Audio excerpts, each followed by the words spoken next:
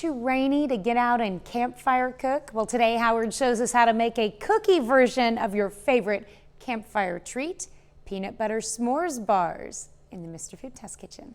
If there's one dessert that shouts summer, it's gotta be s'mores. But when we want them, we need hot coals to toast marshmallows.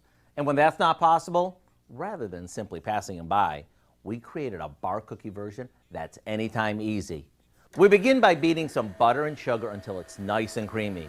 Once it is, we add in some peanut butter, an egg, and a splash of vanilla. After that comes together, we slowly mix in some self-rising flour and beat it until it creates a soft dough. Now we spread this into a baking dish and top it off with a jar of marshmallow cream. It's a good idea to spray our spreader with nonstick cooking spray so it doesn't stick to it.